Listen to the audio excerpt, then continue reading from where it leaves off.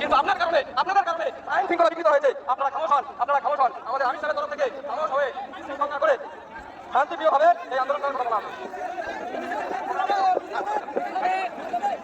সকলের উদ্দেশ্যে অনুরোধ, আপনারা শান্ত হন। আমরা মহকুমা শাসকের কাছে আমরা স্মারকপত্র প্রদান করলাম, সেই বিষয়ে আপনাদেরকে অবগত করছি। আপনারা শান্ত হন। যে জনস্রোত, যে জনজোয়ার আজকে এখানে উপচে পড়ছে, আমি সকলের উদ্দেশ্যে এই আহ্বান রাখছি, আপনারা শান্ত হন। আমরা মহকুমা শাসকের কাছে কি আলোচনা করলাম সেটা আপনাদের শোনাচ্ছি, আপনারা শান্ত হন।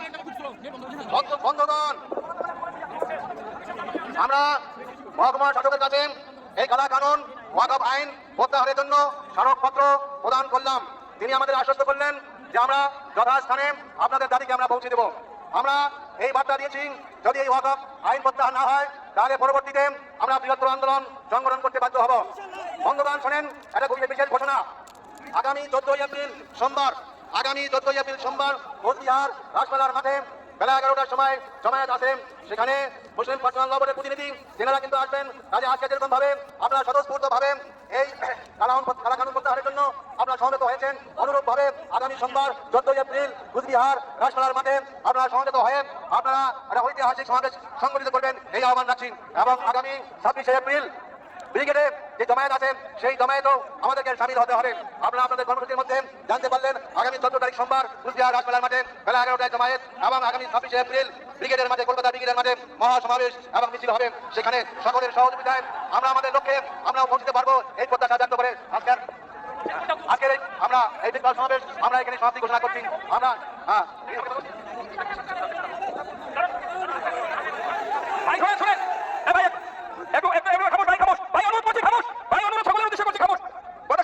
আমরা সরকারের আইন কানুনকে আমরা মানি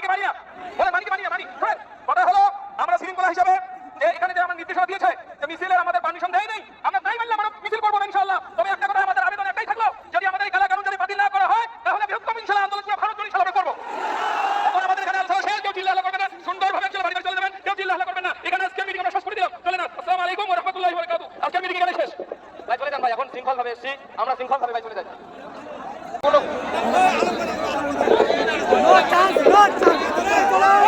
মেহরুল ভাই যে কথাটা বললো, আমাদের ডেপুটেশন আমরা দিয়েছি এবং হাজি সাহেব আমাদের যে কথা বললো এবং আমাদের ভারতের কারি সাহেব যে কথা বললো, আমরা এরপরে বৃহত্তর আন্দোলন সংগঠিত করবো। যদি কালাকাইন যদি বাতিল না করে, এসপি সাহেবকে আমরা সেই আবেদনটাই করলাম।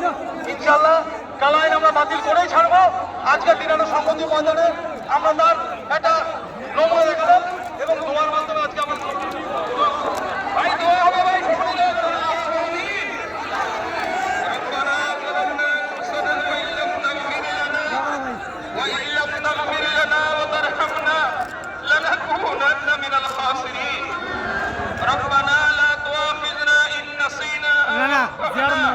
ربنا ولا تحمل علينا إصرا كما حملته على الذين من قبلنا ربنا ولا تحملنا ما لا طاقة لنا به واعف عنا واغفر لنا وارحمنا أنت مولانا فانصرنا على القوم الكافرين اللهم إني ظلمت نفسي ظلما كثيرا ولا يغفر الذنوب إلا أنت فاغفر لي مغفرة من عندك وارحمني إنك أنت الغفور الرحيم يا حي يا قيوم برحمتك نستغيث يا حي يا قيوم برحمتك نستغيث